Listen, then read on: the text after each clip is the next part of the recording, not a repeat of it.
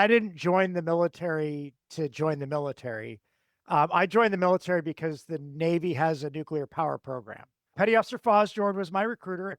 Ever thought about joining the Navy. Me having no idea what's in the Navy and the most sarcastic 17-year-old arrogant child way of saying it. I said, only if you have nuclear power. And he goes, boy, do I have a job for you. That's the moment a sarcastic 17-year-old's answer to a Navy recruiter accidentally set the course of a 20-year nuclear career. Today on Naked Nuclear, Mark Schneider. Why a guy who's operated reactors on 3 submarines and an aircraft carrier is now in Australia, helping build a nuclear workforce from scratch. Welcome back to Naked Nuclear. This is for our Follow Them Friday series, where we sit down with people in the industry who are worth paying attention to. The newsletter writers, the LinkedIn voices, the people who've actually done the work and are now helping other people understand it. Today, that person is Mark Schneider. He spent 20 years in the US Navy's nuclear program, started as a nuclear electronics technician, made chief petty officer, and then earned his commissioning as a nuclear-powered limited-duty officer. In those 20 years, he's served on 3 nuclear submarines and a nuclear-powered aircraft carrier, working on reactors the whole time. Now, he's the chief nuclear officer at UBH Group. And his current mission is one of the more unusual stories in this industry. He's helping build Australia's nuclear workforce from the ground up. Because of AUKUS, Australia is getting nuclear-powered submarines for the first time, and they need people who actually understand what that means. Mark is one of those people teaching them. He also knows more about nuclear supply chain standards than anyone you'll meet. When we first chatted, I thought his call sign should be citation, because he always had a citation on hand.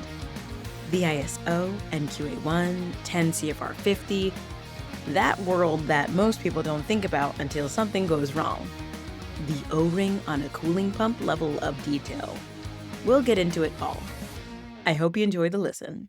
Hello, everyone, and welcome back to Naked Nuclear. Today we have Mark Schneider. Mark Schneider, nuclear workforce expert, and he's been able to bridge the naval reactors, a career in naval reactors, commercial power, as well as working now in the nuclear supply chain standards. Mark served 20 years in the US Navy, starting as a nuclear electronics technician, rising through the ranks chief petty officer, before earning his commission as a nuclear power limited duty officer.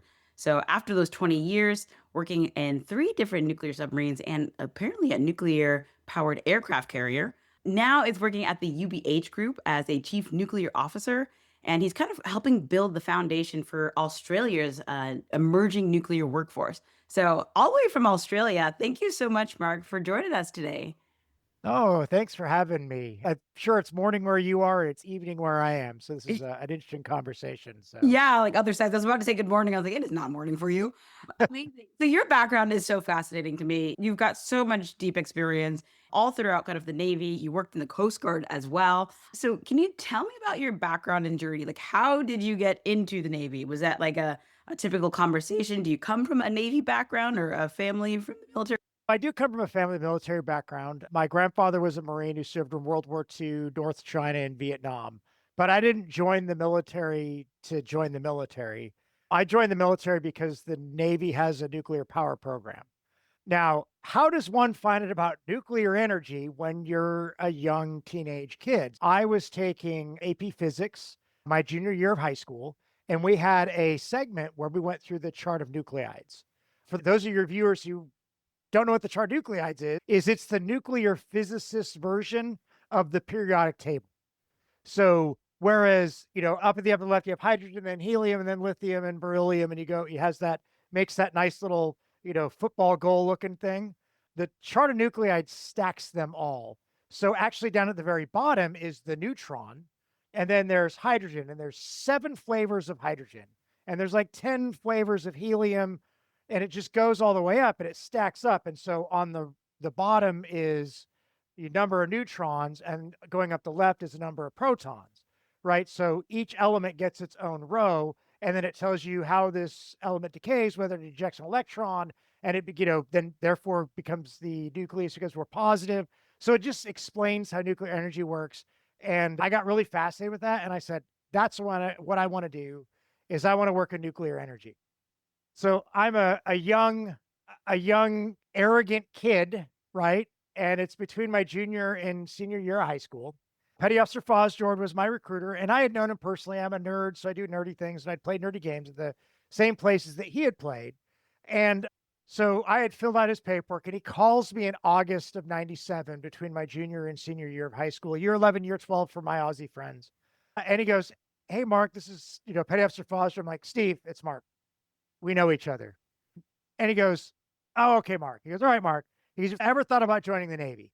Me having no idea what's in the Navy in the most sarcastic 17-year-old arrogant child way of saying it. I said, "Only if you have nuclear power." And he goes, "Boy, do I have a job for you." And after my 20 days after high school graduation, I was in Great Lakes, Illinois, going through basic training so I could then go to Charleston, South Carolina for my nuclear training. So yeah, so literally, yeah, crazy. So I love that. The arrogance of a 17-year-old, I will tell you what, that is fantastic and amazing. So yeah, when we were chatting kind of before this, you kind of talked to me about going through the Navy and what that experience was like, as well as how does the Navy operate in terms of making sure everything is according to standards, according to the rule books and regulations. Once you got in, like once you were in the Navy, where did you go from there? So we go through basic training and all that. And so then are you on the submarine? Like, how does that work for you? yeah, so the U.S. Navy's nuclear program, you go through your basic training, Great Lakes, Illinois. Every enlisted sailor goes through that. Officers have different methods to get in through their commissioning sources. I'll tell about my story. So I went through Charleston, South Carolina for what's known as A school. A school for nuclear rates is what they call it, different jobs. There's electricians mates, electronics technicians, and machinist mates between 13 and 26 weeks, depending on which career field. It's done there's a building at Naval Nuclear Power Training Command. Half of it is your A school. And so it's 3 floors. Mechanics are on the first floor, electricians on the second floor, electronics technicians on the third floor. So we do our first phase of training there. After we complete that training, we literally move to the other half of the building, and then officers come in. So the officers are not specialized to a rate because they're not doing the technical work, they're managers. So they go through what's called nuclear power school along with us. Ours has some very rate specific things where we have electronics technicians for reactor operator, machinists or machinery equipment for reactor operators, or, you know, mechanical equipment for electrical operators. So it's tailored towards the jobs we have.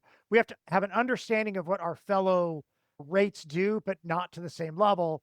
Whereas the officers have to have an overall higher level, but not to the same detail that we had. They're average, whereas we have peaks and valleys on our level of knowledge. And that's 6 months long. Mm. And then our third phase of training, it's changed a little bit because they've made some maneuvers with the reactors for training. But the US Navy, when I went through, had 4 nuclear reactors used for training purposes. 2 were legitimate prototype reactors, meaning that they were first of design, or they had been used for years and they'd used new reactor cores in them that were new designs up in New York outside of Schenectady, that area, Schenectady, I guess, Ballston Spa, really.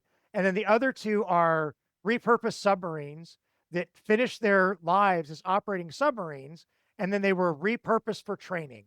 And that's currently, you've got the La Jolla SSN, well, now technically MTS 701, and then San Francisco MTS 711. The reactors I went through training with are gone now. The last one was defueled and shipped over for final disposal a couple of years ago. So kind of a heartbreaking thing to see these old 1960s era submarines come to a close. So we go through our training, and then from there, the enlisted sailors would go to their submarines or aircraft carriers. Surface officers that are going to go to aircraft carriers, they'll go to a destroyer or frigate or something beforehand before they go to training. And then they go back to an aircraft carrier. These submarine officers, they go to basic officer submarine school, and then they go to the fleet. So we all end up in the fleet serving alongside each other. So I did have the opportunity of working on both. So I got to see people that I'd gone through training with when I was an enlisted sailor. Now I was an officer, and they're like a chief or a senior chief. our paths hadn't crossed until I was on the aircraft carrier. So it's fascinating having your careers. You went through training together, and all of a sudden you're back together, serving together on the ship. So yeah, it's fascinating from a humanity perspective. Yeah, for sure. And then, yeah, like just seeing the differences of people be like, oh, yeah, you're that guy. Yep. That'd be kind of cool for Well, me. and understanding there's about 20,000 people in the nuclear Navy at a given time. So this is not small. Yeah, for sure. Yeah. I think that's helpful as a perspective of knowing the sheer numbers it takes to kind of operate some of these submarines and The, aircraft carriers. the perspective is the Australian Defense Force is like 60,000 total. So their Army, their Navy, and their Air Force is like 3 times the size of our nuclear trained corps within one branch of our service. Holy smokes. Yeah. That now like definitely is like a perspective shift as well. Yeah, and I think what one thing that is really cool to me is trying to figure out, I get to watch like the YouTube videos every now and again of like how do like nuclear navy submarines work. And it always kind of gives you like an overview level of like, hey, like, we've got a reactor in the back and this in the front, and the ballast will fill them. So can you give us kind of a better understanding of, you know, we call it a nuclear navy. What's happening with these reactors? How are they making the subs power? Like, what does that all look like from your perspective? Yeah. So a submarine reactor, so they're all pressurized water reactors. So your audience that knows what a pressurized water reactor is, US Navy. The Russians have some oddball like liquid lead, molten lead reactors. So I can't speak to those, but I can talk about the US Navy's, all the US Navy's pressurized water reactors. At one point, they did have a couple of molten sodium reactors, but that was way, way before my time. And actually, fun fact, Jimmy Carter was slated to be the engineer on one of those submarines when he was in the US Navy. So he was nuclear trained. So yeah, so they're pressurized water reactors, right? So I take a uranium atom, a neutron strikes it, it splits into 2 fission products, releases neutrons, about 2 to 3 neutrons per fission event. One of those neutrons gets absorbed by further fuel and creates the reaction. The other excess leak out of the core or are absorbed into other materials. And that's how the nuclear reaction works, right? That's actually the same on any type of nuclear reactor. And then I use that action of breaking that atom creates heat, and we use that heat to heat a fluid. In a pressurized water reactor, it's water kept under high pressure with a pressurizer. We circulate that water into a steam generator. On the primary side of the steam generator, your higher temperature water under higher pressure that is radioactive. And then on the secondary side, you have water and steam that comes in as water heated across U tubes that then boils and becomes steam. We use that steam to turn a turbine. Everything the same is here between a commercial reactor, a commercial pressurized water reactor, and a submarine reactor or a ship reactor. I then take some of that steam, it goes to my electrical generators. Again, same as a commercial power station. All that's where it ends at a commercial power station. Steam turns the turbine, makes arky sparky, right? So we have some of that, and that's a small amount of the power. And then the majority of the power, when we want to go fast, goes towards our main engines. And the main engines are just big turbines that are connected through reduction gears to the ship shaft, and it drives the ship through the water. So using a series of gears, these main engines run at very, very fast speeds, but the reduction, using multiple stages of reduction, drives that shaft in rotations per minute. Okay, yeah, that's helpful to know because I think sometimes when I'm thinking about a submarine, I'm like, okay, I know that we're turning a turbine, but which turbine are we turning for what purposes? So we have some that go straight for the electricity, and that's like keeping the lights on for the sailors and being able to help you guys see where you're going and operate computers and all that. And then you have the turbines that like make go fast. So there's Yeah, like 2 split. Gotcha. and there's 2 sets of turbines for the direction of the ship because you can't make the steam go backwards through it. So you have turbines that push the vessel forward. Mhm. And then when you want to slow down or back down, as they call it, or go in reverse, you apply steam to the astern turbines, which make the ship go backwards. Ooh, the amount of engineering in this is absolutely phenomenal. I think it's impressive. I think the nuclear navy just in general is impressive, but yeah, it is And super fun to kind of get into it. and then when you're getting to the new submarine that's being built, the Columbia class, they actually only have 2 giant electrical turbines, and then they use electric motors to drive their shaft. Oh, So it's a modernization, right? Submarines have become more modern, more improvements with each generation of reactor. okay, that's helpful to know because I think, in terms of understanding, okay, land-based nuclear reactor versus what we're doing in a submarine, it's interesting to see kind of those a little bit differences. One of the things that I feel like is always pretty prevalent within the nuclear community is when folks are looking for workforce. They're always kind of going out of the nuclear navy to find people who've been nuclear navy trained. What is that key difference? That's kind of like why does the nuclear navy produce such well-rounded and really good operators and individuals? I will say that it goes into the training aspect, right? We're not siloed, meaning that we are trained with integrated plant operations. There's literally a section in our qualifications from our third phase of training that operating a reactor, we get a qualification standard, and there's an entire section that is on integrated plant operations.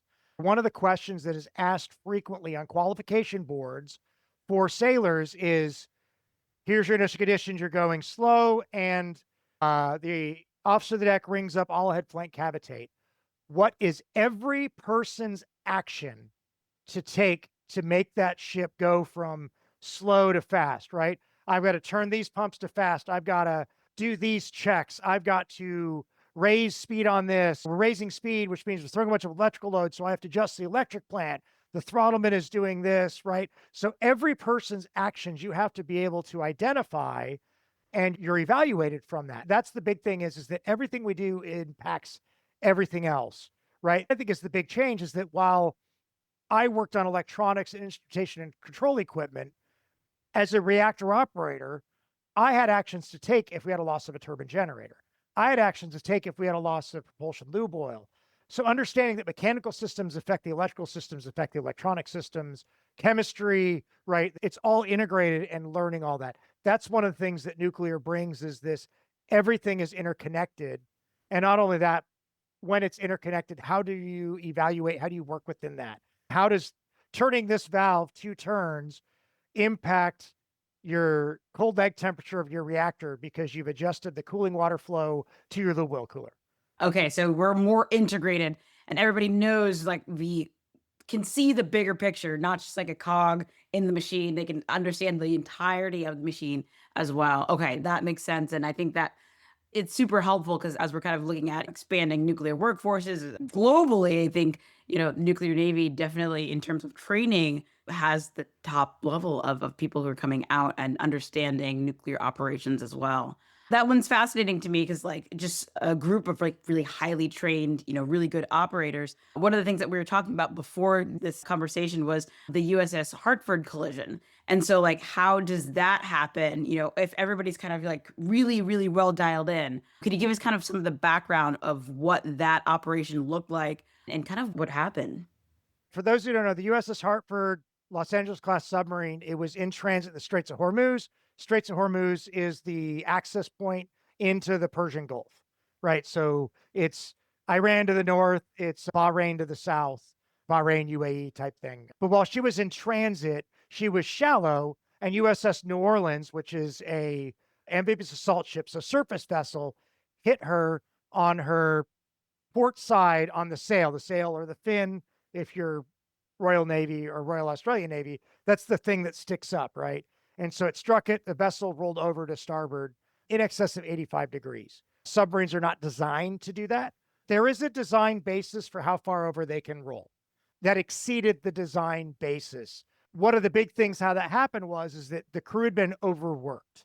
So the navigation crew that was doing the operations were very fatigued. And so this is one of those things where, you're doing operations, dangerous area, the Straits of Hormuz transits, I've never done them on a submarine, but I've done several on an aircraft carrier. They're not easy, right? There's challenge. You've got lots of contacts. You got shipping lanes. You've got smugglers running boats across. So there's a lot going on. So it's a very busy channel.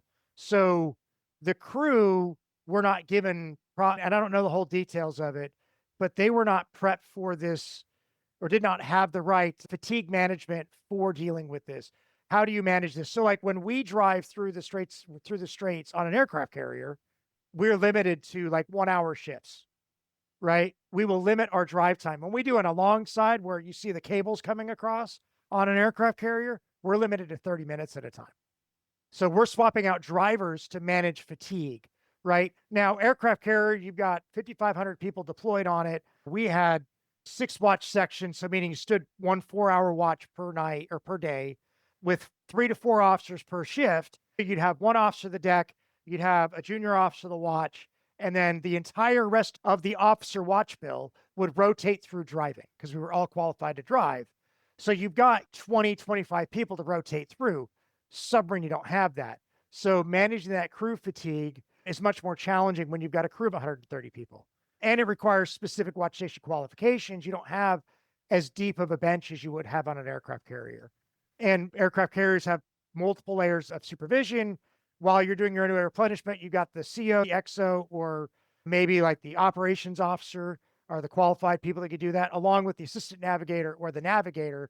So you've got a team in there and they're cycling out, they're rotating through as well.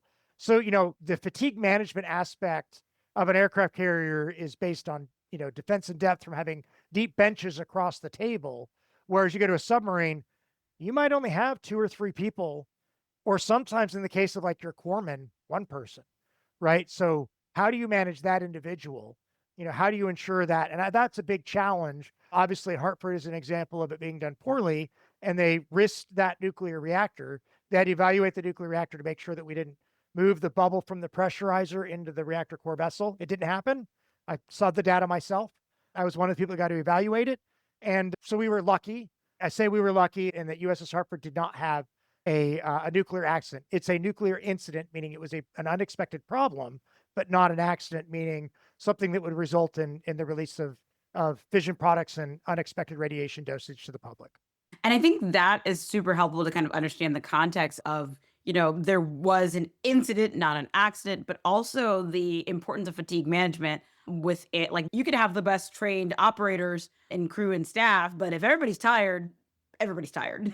And so that human aspect definitely, I think, is really fascinating to me as well of how are we able to operate in these industries, even on the commercial side of how do we operate really well, even though everybody's maybe a little bit tired. So like that fatigue management aspect is really So the fatigue management aspect is very interesting. So in 10 CFR 50, there are specific requirements for commercial operators for rest requirements. We have rest requirements that are akin to aviation. So like we have to have so many certain number of hours of rest for shift. If you get a 15-minute phone call, that resets it. So, and it's 10 hours, right? So you have 10 hours from the time you depart the station before you can come back, right? Now that gives you an hour of commute time for 8 hours of rest. But if someone calls you for 15 minutes at the 5-hour mark, your 10 hours resets after that 15-minute call is over because they have to give you 10 hours of continuous rest. And then there's also mandatory days off, certain number of days you can work. That actually became very much a challenge in the pandemic. The nuclear workforce is struggling and has been for years from an operations perspective. And I was hitting legal limits because people weren't answering their phones. When I worked at the commercial power station, I was hitting legal limits every week. And I was to a point of fatigue. And here's the maturity of the commercial nuclear industry. I think that the US Navy struggles with is I remember looking at my wife and saying, tell me it's okay to say no to $1,200. I am too tired to do this. Right. And that was a legit thing, right? The maturity it takes to say no to, $100 an hour is nothing to scoff at, right? And it's okay to say no to that because they pay you well and you have good fatigue management.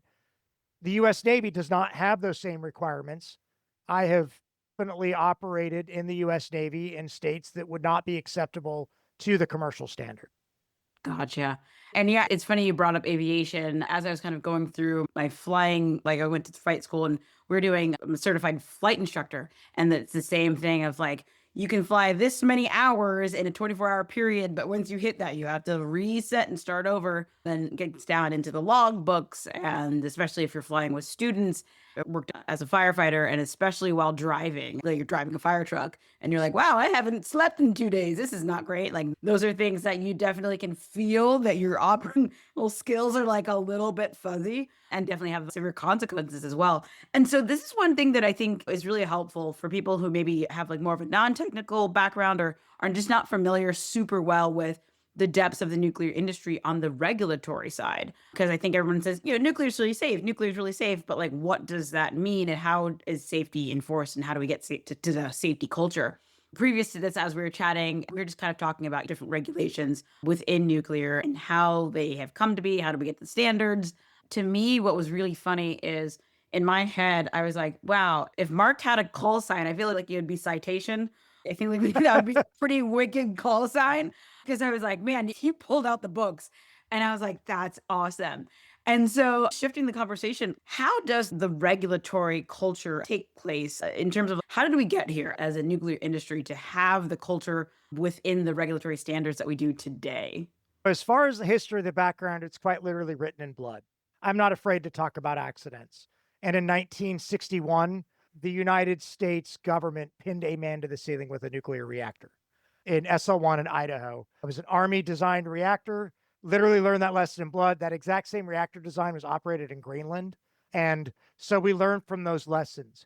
Lessons that I had to learn, that I had to be able to spout to when I would get my checkouts from a reactor safety perspective, because they had the internals of the reactor. It was a mini Chernobyl, a legit mini Chernobyl. Reactor exploded, things everywhere. You know, 3 people died, lead line coffins. I mean, the whole shebang. You can look it up online. SL1 stands for Stationary Light Water Reactor 1. The lessons learned from that, I remember when I was going through qualifications, I had to give the reasons and the basis, the design basis for the reasons on how my reactors in the US Navy would prevent that. What was the design basis for that, right? So because they'd had this event, one of the things that came out of that was the central fuel assembly was so reactive that they could bring the reactor online with one rod. So one of the basis standards of every nuclear reactor is that at least 2 are required, typically more, right? And you actually have to test that, right? So those are the things where we actually test that. We actually take and we withdraw control rods as far out with everything else inserted to make sure that there is not enough to have that reactor online. So we will literally sit there and we will say, hey, listen, these other rods are at this level, not all the way in, right? So we actually test that in our physics testing. Now, like a brand new reactor design, right? So a whole new reactor design, meaning Westinghouse designs, the AP300, the first AP300, you have to test every little thing of that. And then the next ones, it'll be a reduced test program. So you'll be able to analyze the fuel based on its manufacturing characteristics to identify which of those fuel assemblies are the most reactive. And so therefore you would evaluate those. So you would know, and you would make sure, if I know that my most reactive can be withdrawn and the reactor requires other rods to be, above 0, then I know my reactor, that rod, we meet that condition. So a lot of them are truly written in blood. Things like, and a lot of it's actually written in blood from the weapons industry. That's where a lot of our radiation programs come from. And then things like, out at Sandia National Laboratory, when we had one of our first meltdowns, and it was a liquid sodium reactor, partially melted reactor core. They had all this radioactive waste that they wanted to dispose of. So it's filled with plutonium and fission products, and we don't have repositories. Well, so why don't we burn it and irradiate Los Angeles County? And we literally did that in the 1950s, right? So literally lessons learned in blood that have become regulatory standards, where now one of the things I have found interesting is that if I go do maintenance on board a U.S. Virginia class submarine, because the U.S. Navy standards are so high, if I pull my bag of waste material after completing that with the radioactive material and I were to evaluate it, probably 7 out of 10 times in Australia, I could throw that in the landfill, because the levels that the U.S. standards are so low compared to most other nation standards. from a US Navy perspective. God. Yeah, that is super helpful. Yeah, definitely the SL1. And it was funny because I was reading into that case as well. And also a bit of like, is the person who is, the reactor operator, are they ready to come to work today? And that played a bit of a factor as well. And so I think that's super helpful. I mean, aviation is the same. Like we learn from, when people do not make it home. And so I think that's kind of something that shifting perspectives into how do we make everything safe is we did something unsafe in the past and actually made a corrective action to make that better for everyone, I think. And the key is it's continual improvement. It used to be continuous, now it's continual. But I add that improvement and then I incorporate that in. And it's a long-term action, right? One of the things that's fascinating using aviation, and aviation and nuclear have actually stolen from each other. So it's not like the actual, what you go through for check rides and your grounds and all that stuff. If you actually use the nuclear industry, it follows the same pattern. And they didn't come up with that on their own. They stole it from aviation. So don't feel like the nuclear industry is really good at stealing other people's homework, and they should. If the homework works, use it, right? Understanding that we have to incorporate those things. There is a problem with that from a regulatory aspect, is that it's like a house where you put a bunch of additions on. And so over time, like the drawings get messed up a little bit. There's little issues here, little issues there. And so like this area over here works real well, but then this other area doesn't work so well. So it's not really holistically built into it. And so that's how really the US system is built, is it's just all these add-ons from the 40s of the weapons program, and then the 50s with earlier nuclear testing. And then, Army had a program, Air Force had a program, US Navy has a program, Air Force and Army's programs die, but the Navy continues through. We have the 3 Mile Island accident. Oh, wait, we have Fukushima. Now we have to reevaluate our entire nuclear program because of that, right? By the way, X-ray machines are the number one source of radiation deaths. How does that impact my industry, right? So it's all these things that are built into it. So it's not done very holistically. And so that makes a lot of challenges, and as you mentioned in Australia, it's one of the things that's great is that Australia doesn't have that. They get to take all that and they built a new holistic system, and I love it. Like it's so funny because I literally went to public consultation with the regulator. Their law goes into effect in let's see here, 19 days. So they have a new regulator, new law that goes into effect from a nuclear perspective. And I've able to provide feedback. And one of my feedback was, this is very well written. It's very simple. It puts a lot of onus on license holders, whereas the US is a very prescriptive, thou shalt turn this wrench using your right hand with your left hand for counter torque while jumping on one knee, one eye closed. Like it just gives very little, very, very minute details. Where this other one is like, license holder, you have to demonstrate with us you've met international best practices. You have to do this in a manner that is considered safe, and you have to prove it to me. How you do that is up to you. Here's what we are going to evaluate you against. And if we determine this set of rules that's a best practice no longer meets our intent, the next update to your license has to be under this other set of practices. So it's just very much on a, right now it's the International Atomic Energy Agency. They have a lot of great best practices. Many people in the US and Australian Navy say, well, it doesn't apply to nuclear submarines.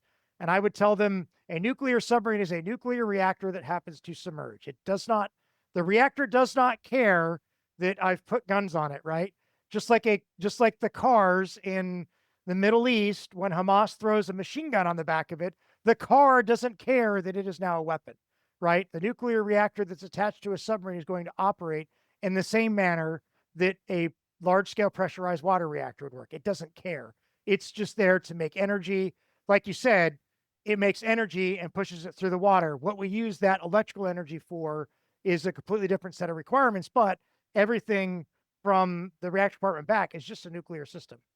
That's actually really helpful to kind of keep that perspective in mind of like it's doing the same thing, it's just under the surface. I think I've had some chats and some episodes that we've done here talking with folks in the UK and looking at the regulatory side of like, when we have a very prescriptive, like thou shalt do XYZ, exactly what you said, now all of a sudden it gets so tricky over time, especially as we're building in new reactors, advanced reactors, and things like that. And so I think that that burden of proof of like, hey, can we write, regulations, the burden of proof, like you have to show that this is safe based on, these standards. I think that's really, really Well, interesting. and what's interesting is now, granted, my information could be out of date, but when I was heavy into nuclear in the United States and I was advocating for it, our options were a pressurized water reactor, a boiling water reactor, a heavy water reactor, and a liquid metal reactor. We Mhm, literally had ASME codes set up for those, which means I mhm, can't use a gas cooled reactor. I can't use a molten salt reactor. I can't use, there's a variety of different designs that I couldn't use a solid, like a heat pipe cooled reactor mhm, because we don't have the codes for that, right? So mhm. how do I evaluate that? And so that produces a set of challenges when I have to update everything to make it this crazy thing. Whereas the way the Australian law is written, it doesn't even talk about the coolant design. It just says your job, license applicant, is show me your site license. Your site license develops your program for your supply chain for your design and how you're going to qualify that. Your siting license then becomes a construction license. You build your thing, and then your construction license becomes an operating license. It's all done through safety cases and demonstrating to it. Now, this is more prescriptive from what most Australians are used to, but it's nuclear. And Gotcha. I'm okay with the extra prescription. It's like, you can't, this is not, you want a supply chain management plan. Again, I'm going to write a 5-page supply chain management plan. I'm like, no, your supply chain management plan is probably going to be about 200 pages long, right? Mhm. Because you have to evaluate. There's different scenarios, right? What is, one of the famous comments is, how much quality assurance is required on a 5-cent O-ring? It depends on what that 5-cent O-ring is used Oh, for, right? okay. It's used in, your Stanley, right? To make sure you've got a good seal when you go to take a drink, 5 cents of quality assurance paperwork for your 5-cent O-ring makes sense. But if it goes into the Space Shuttle Challenger and it's a 5-cent O-ring that freezes and fails and, Lessons in blood. destroys a major national asset and Mhm. kills, we have 7 souls that are lost, right? That's what it is. And that's one of the big things that the nuclear industry, specifically what I love about the Australian program is using the graded approach, right? So I evaluate everything from that. And I go down to the level of where I go, all right, at this level, it's no longer influences nuclear safety. I can use whatever standards exist. You're certified to them, good to go. But then now all of a sudden it's like, I got to qualify this because it's a nuclear, now it's a nuclear component, right? And it could go down to the O-rings. How am I evaluating those O-rings? And that's one of the struggles that I see with the US Navy shipbuilders that are coming over here. They're not used to that level because that's being done for them by the US Navy. So when it goes down to the little O-ring components, right? That is being qualified. Those components are provided as government furnished equipment. So they're doing that evaluation. Well, the US Navy is not doing that for them here. So they are now struggling with the fact that I have to, well, what do you mean I have to go down to the O-ring? I don't have to do that in the shipyard. I said, yes, because the reactor coolant pumps are provided to you by the US Navy. So if Australia is going to build a reactor coolant pump here, well, every component of that is a safety critical component to include the paint, Oh my gosh. right? Because think Yeah. about Yeah. the heat, the paint on the outside of it, right? How is it going to be impacted if it's in a radiation field? Will it off gas, right? You have to evaluate it. Now, a lot of the evaluations are very simple, but now you think about it, right? You got a pump here, you have an impeller. So now you've got a machinist and a foundry, 2 different facilities, which means your steel, how's your steel coming into those facilities to meet your chemical requirements, right? You've got gaskets and O-rings, you've got piping connections, you've got electrical connections, right? All those things, how are you evaluating from a chemistry perspective? So it becomes very, very complex very rapidly. This is actually really funny because I was just at the CARD conference, so the advanced reactors, it was for ASME, and one of the workshops was on supply chain standards and then quality assurance. It started off very easy and then it kind of turned into a six-headed hydra with arms. And so I think that would be maybe helpful for somebody from the outside looking in. Okay, so we've got a supply chain. And so how do we kind of set up? How is this set up for the rules around the supply chain? Like, how do we do that? And then what does that quality assurance look like? Because there's so many different rules and standards. So we have the ISO 1943, but then there's NQA1. So can you talk a little bit about what Yeah. those are and how we get to where we are today? So when you're talking your supply chain standards, ISO 19443 is a quality management system. How do I establish my company around a quality program? It is specific to the nuclear industry. It is not required. There's no requirement anywhere to have a 19443 certification. The United States does not mandate that. And the United States requirements don't require the level that 19443 has. So 19443 exceeds NQA1 standards from a quality management perspective. In particular, it talks about an integrated management system, meaning that you have a document that outlines your whole company program, right? And it goes into your HR processes, it goes into your standards, it's tailored to your company. So that's what ISO 19443 is. NQA1 is kind of like an upgraded ISO 9001. 9001 is a standard quality management system. So a burger joint gets 9001, it's generic. 19443 includes things like the graded approach, requirements for calibrated equipment, requirements for testing, document revision control. There's all sorts of things in 19443 that don't exist in 9001.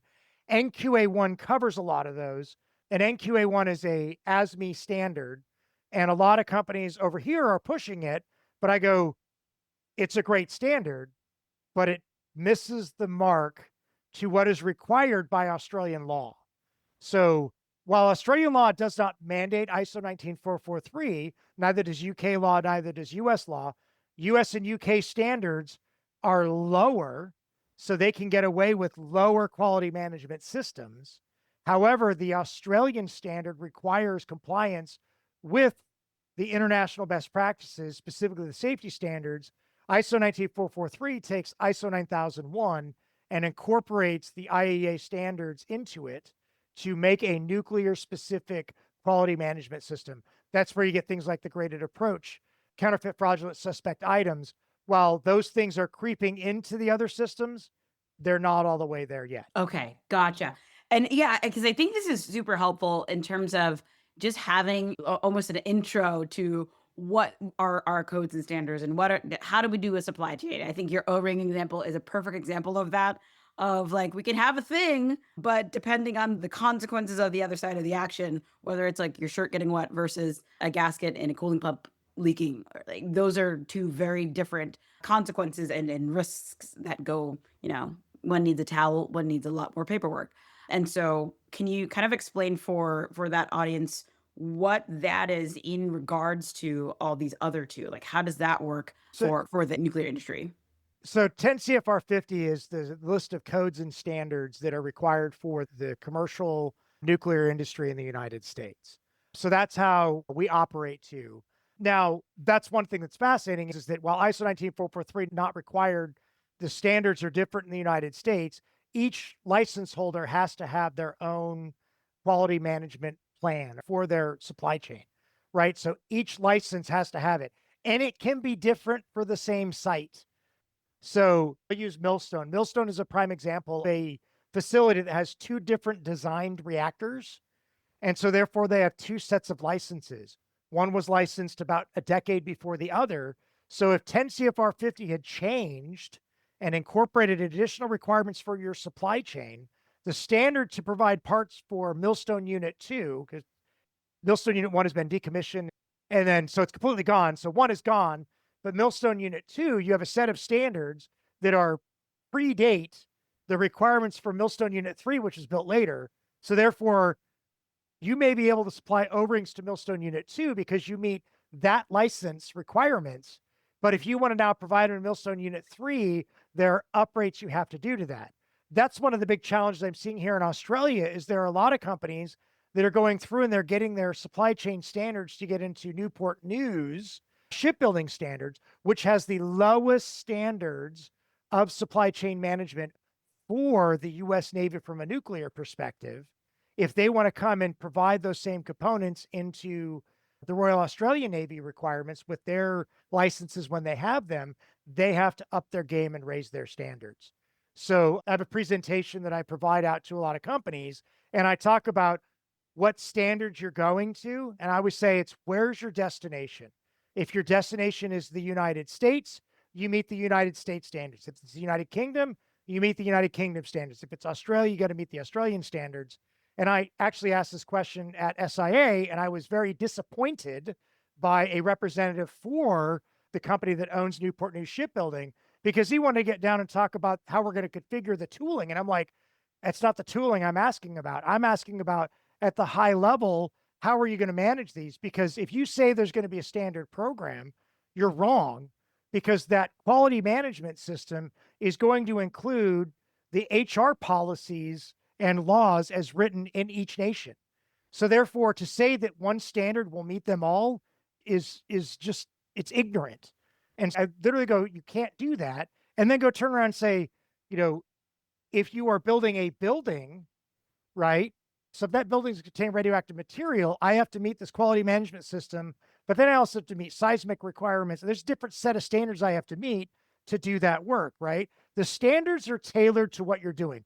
The concept of having one set of standards doesn't make sense. And it's not in spirit with the international best practices of the graded approach. So yeah, it's definitely like Lord of the Rings. We don't have one ring to rule them all. We really can't And have one standard to rule them all because there's if just so many different considerations that are happening. if you want one standard, you have to go to a prescriptive environment, which is what the US government does. And most of the 10 CFR 50 tells license holder where to dot the I's and cross the T's. And so it's very prescriptive. Then we get into the US Navy, it literally, the regulatory documents state how to log an out of spec as an operator. I have to red circle it. I have to log the date when it was identified, or the time it was identified, what the out of spec was, what it should be, what actions were taken to correct it, and then who did I inform as a supervisor. And if you miss any one of those items, it's a violation of the regulations. And I got to go make a comment as a regulator on you.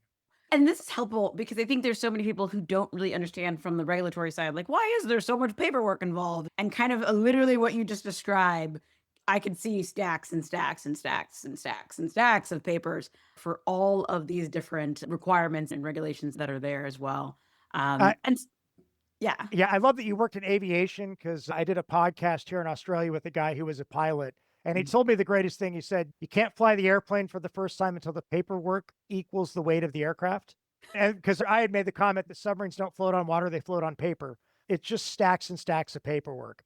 And I mean, the fact is that it is a real challenge. You're recording the temperatures at which you preheat the steel before you weld it, right? Like, you have to have that pedigree down, right? I mean, it's minute details. And if you screw it up, you've got to, let's say you have a wrong mix of concrete, you have to rip the whole pad up, Vogel Unit 3, and restart, right? And that causes major delays.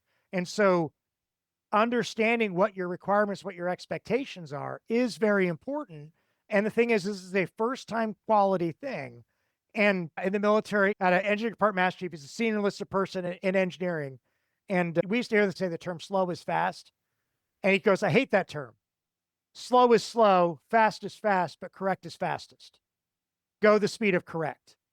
Oh, I love that. Like, yeah, because firefighters say that all the time, like slow, smooth is fast. But I'm like, Yep. yeah, correct is fastest. That is so true. Yeah. And I'm like, now I have to like think about that for the rest of my life. That's such an important concept inside nuclear energy, right? Having my own instance that I have created, we were early in construction, we were isolating an instrument, and we used computers to monitor this instrument as we're isolating it. And I given the order out to my technician, and it was a channel 1, channel 2 instance. I told him, hook up to channel 2. Guess what he does? Hooks up to channel 1. I didn't send anyone out to give him a second check to verify it. We had isolated the instrument. 5 minutes to go grab someone, brief them, go verify that, right? We would have had a non-issue. But instead, we were shut down for 7 hours on my shift. We had to sit around, explain corrective actions, and then it took 2 more shifts before we were able to get back in testing. That 5 minutes lost us over 20 hours. Oh man. Right? So understanding that that's the level of pedigree and detail, is that sometimes it makes more sense. In a human brain, we don't want to do that, right? We find ways of being efficient. One of the issues that I saw when I was a regulator at Newport News Ship, I dealt with lots of weld issues for some reason. One of the weld issues I saw was the rudder, the thing that you use to turn the ship. So in early construction, they would stick this essentially giant metal rod that was machined very finely into where it's going to turn, the socket's going to turn into, and it's too long, right? So they have to cut it down so that it's machined so that other stuff can fit in there. So the requirement was to insert this, to mark it at a certain height, use your plasma torch to cut it, do a little grinding so it'll fit back in the socket, and then do the final grind smooth. And each time there was a signature that the person who did the work had to sign off on. So guy goes up, sees it installed. He goes, I can mark it. I can cut it here. Let me sign off the step where I moved it and then reinstalled it. So he signed off on steps he didn't do. So while it took me as the regulator 3 times to get their vice president of submarines to understand that is a problem, this is one of those things where the US standards are different than the international standards. In the international standards, that's fraud. Oh, That's just wow. fraud. That's flat Yeah. out. You literally have portrayed work being performed to your customer, in this case, the customer of the United States Navy, that was not performed in accordance with the document you said you would work it. That's fraud. Wow. And it gets I down to mean, that level of detail. Yeah. yeah. So now I can't use that word when describing it because that was not considered fraud by the US Navy standards, but by the international standards, that's fraud. These are the types of things where the international standards are higher than specifically the US Navy standards. The commercial industry, if I did that, that's fraud. And I would be fired for doing that. Wow. So I think like that's one of the things that is like being able to take this perspective of, the standards globally. What are the international standards? And from your work in Australia as well. Because I feel like, from an outsider's perspective, we kind of just see there's stuff happening, nuclear stuff kind of happening in Australia. But as the guy who's like kind of the boots on the ground and your work with the UBH group, what does that work with the UBH group look like? What are you guys doing? And kind of what milestones have you been hitting and accomplishing from there? So our big thing is supply chain compliance right now. A lot of it is getting companies to understand what is required of them from an international best practice perspective. So it's a lot of grind of speaking with companies and then going, hey, this is what the law says. And I have turned how speaking about laws, regulations, international standards, international best practices into a story.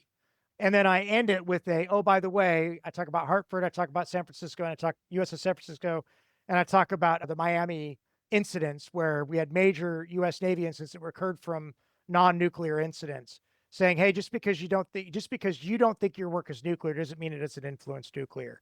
And then impacting that, right? So that's the big thing is explaining that to the crowd, explaining the fact that this is a change in culture.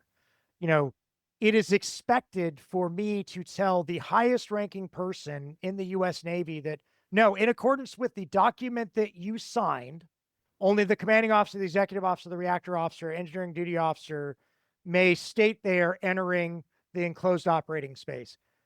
Admiral, you are not one of those people. Your requirement is that you shall request permission to enter, and I will state a reason, and then I will give you permission to enter. And I did that to the director of naval nuclear propulsion, the head regulator for the US Navy. And his one comment was to my commanding officer, why didn't the one plant watch officer do that too? Oh. So it's a change in standards and mindset. So while I'm working on supply chain compliance, the huge portion of my job is social license.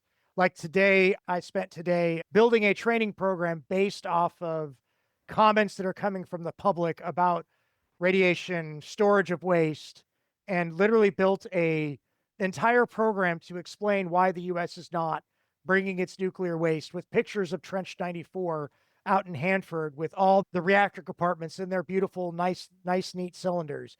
The picture of the dog bones and other spent fuel shipping containers the US Navy uses to transport spent nuclear material, its shipyards to Idaho for storage, and go, by the way, look at these giant buildings. The US has a century's worth of storage. And by the way, this small little area represents less than 1% of this laboratory. Yeah. Several dozen acres, right? Going, we have space. We don't need Australia, which landmass size is the same as the United States. We don't need your land to store our waste.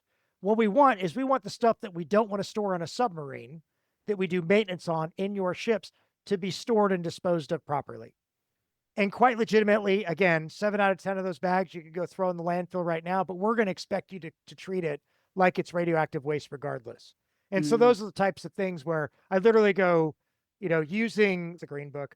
The NNSA has a series of books that Naval Reactors publishes about different things like workforce management, decommissioning plans, and all that, and literally saying, hey, the reactor core itself, which by the way is the size of your trash bin, is for a Virginia class submarine is 99% of the radioactive material.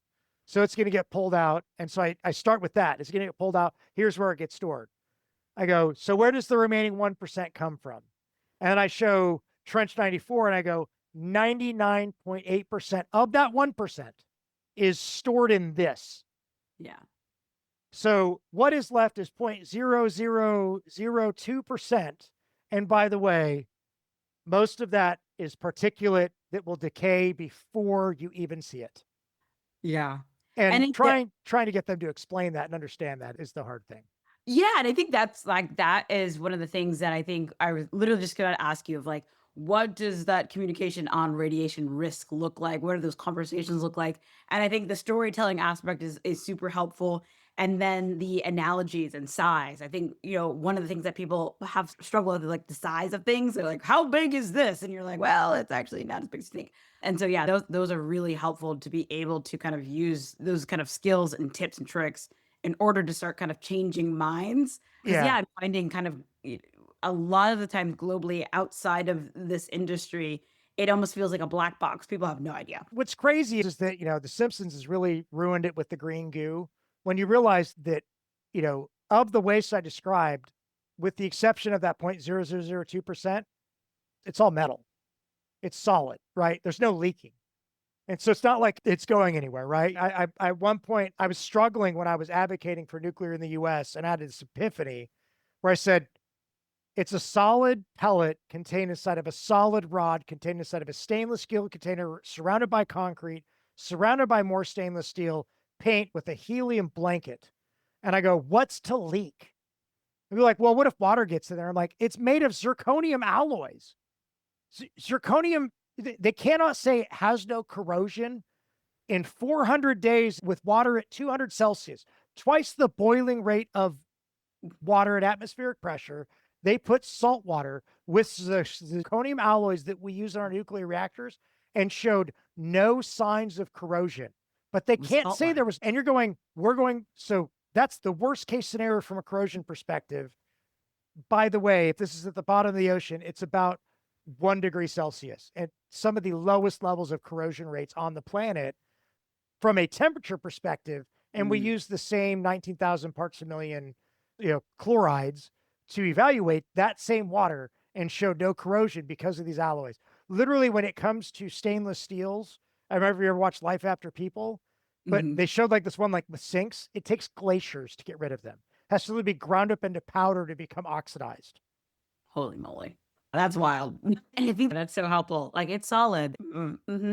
Yeah, the depth of misconception, I think, is like you're literally having to crawl out of an abyss of Yes. unfortunate knowledge that is not actually based in any Well, sort of fact. And then like using medical as an explanation, right? One of the big things that I've started doing is that when the Australian Submarine Agency starts doing these briefings, I have a question that I feed them, which is, so you have now that are going to be doing work on these submarines that are going to need medical treatments from radio.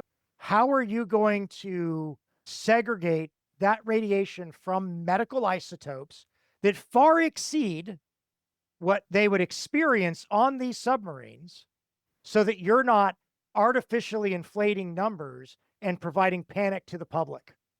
That's my softball to them. And they're like, that's a great question. I said, yes, I don't know why Yes, you it haven't is. thought of that. They're going to take barium treatments and things like that to, where they check their kidneys. They're literally measuring how rapidly your body can process out the radioactive material because it's chemically the same. It's a different isotope, but it's chemically the same. right? So making sure it processes through your body so they can identify to make sure your kidneys are functioning or your digestive system or your lungs, right? And so, explaining that going, you are going to get a heck of a lot of radiation while doing that. And it's going to save your life. And that's okay, right? Yeah. But what we don't want is we don't want to track that radiation with the nuclear reactor radiation. And now all of a sudden you're going, wait a minute, these people were getting radiation. And why is this person radiation level so high? Mm-hmm. And you're like, Right. And oh, go, and legitimately, like, I told him, I said, when I worked at the nuclear power station, I couldn't go to work because if I went to work, I couldn't leave because I was too radioactive to leave. this so many considerations. I feel like such a good question. The last part of our show is our rapid fire questions. Some of them are nuclear related, some of them are not. And so, yeah, the first question: what has been the most fun thing about living in Australia? Ooh, most fun thing about living in Australia. That's an interesting one. So I think going to Rottnest Island and seeing the quokkas. It's like think kangaroo meets rabbit meets rat. So it's like these little things that look like about the size of a house cat, and they are crazy friendly. They literally have these plexiglass doors going into buildings to keep the quokkas out. We stayed recently, and I fired up a little grill at the house we were staying at, and two quokkas showed up, like going, "Hey, where's my food, man?" They have no natural predators on Rottnest Island, so they're adorable and cute. Everyone gets selfies with them, and they hop around. It's really cute when they hop around. So just the quokkas at Rottnest Island, that's probably my favorite thing so far. Right on. Oh, I gotta look up pictures of them. I feel like I know what they look like, but yeah, just to double check. Yeah. The next question is: if you had to give a TED talk on any topic, what do you think you would choose? Nuclear social license, because I think that's the hardest thing. Ooh, And it's the okay. most fragile thing. Okay. So most fragile, what would you say would be a way to kind of make it more resilient? So resilience is understanding what you're doing, right? So understanding why it's fragile. It's fragile because, again, think about the Fukushima accident. It impacted the whole nuclear industry, right? And I think that's the big thing when you talk about fragility is that from an Australian perspective, when I gave my presentation at the Submarine Institute of Australia, I mentioned that the international nuclear community is looking at you. This program, while it's a submarine program, the United Arab Emirates cares, Ghana cares, Brazil cares, Mexico cares, and I listed off all these nuclear nations, and they're watching you to make sure that you don't screw this up because you are not only impacting, if you have an accident, you're not just impacting the six navies with nuclear vessels, you are impacting 10% of the world's electricity, 70% of France's, right? And explaining that, going, listen, you have to get this right because your actions have global implications. Again, it's that integrated operations. This is why we think differently, is we think it's not one thing. How does everything impact? And then I turned around and I said, if you don't think that Fukushima impacted the way the US Navy operates its submarines, you're in the wrong business. I love that. I probably need to put that on a t-shirt somewhere. Yeah. Completely different question.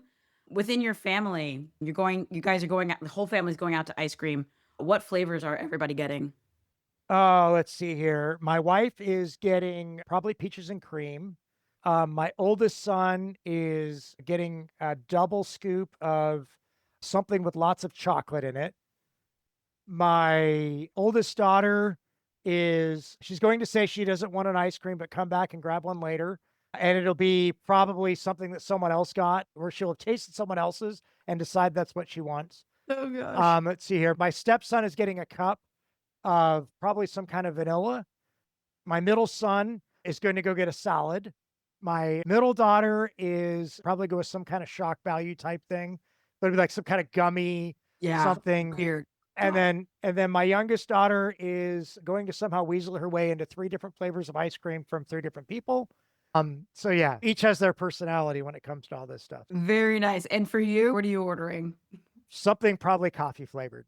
Ooh, okay. Yeah. Yeah. I do like that. Okay. And then lastly, any advice for folks who are considering the nuclear industry from the Australian perspective? I think we talk about, the United States on the show all the time. But for Australia, what should people know if they're trying to get into the workforce, if they're trying to understand this industry as a whole? What advice would you give to them? I would say for Australia, if you go through a 1 week course, don't put nuclear on your title. You've not earned it. It takes years to earn that title of nuclear. A 1-week course does not make you nuclear. I see that all over Australia. Again, I go back to that term where if you are claiming that you are something that you really are not, that's called fraud. And you're in an industry that's not afraid to call you on it. And I have called out companies and people for being fraudulent here. So be very wary of what courses you're taking and what that means.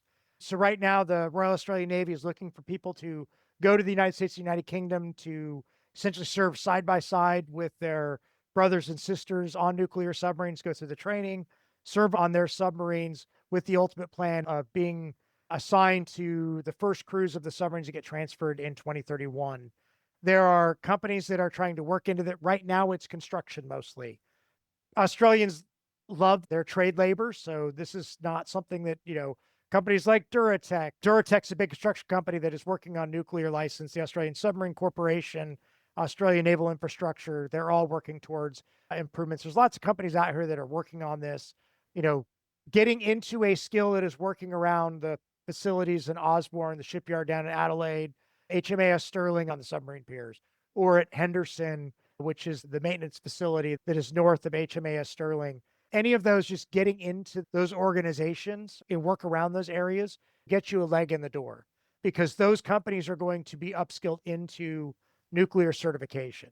There are companies that are coming in like Bechtel that has huge nuclear footprint in the United States, like HII that are coming in, like Babcock, General Dynamics that have big nuclear footprints in the United States, but they're bringing the technical expertise with some trades, but the trades are going to be working side by side. So you could definitely learn from them. There are plans to be exchange programs where you could come and live in the United States at one of our nuclear capable shipyards. The other thing is that if you can get in with a company like Day and Zimmerman, they're a big contracting company that does outage work for the United States. Start out as a fire watch. They make pretty good money working outages. Outages occur in the spring and fall. In the US, you can work 6 months out of the year. And based off the money that people make on outages, you could live the other 6 months in Australia while you're developing nuclear skills.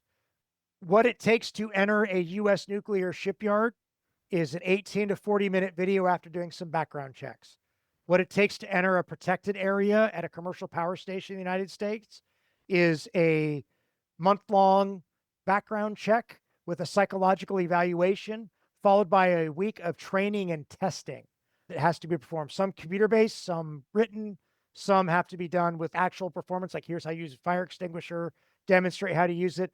The standards, again, for the commercial industry are higher for the U.S. Navy than the U.S. Navy standards are. And I will say one last thing for my Australian counterparts. The Australian Naval Nuclear Power Safety Act is a commercial program disguised as a submarine program. So it requires commercial expectations. So you have to meet that standard, not these other standards. Amazing. That was so well-rounded as well. I was like, I think I should be taking notes. I'm not even Australian, but I'm like, dang, I should keep that in mind for later.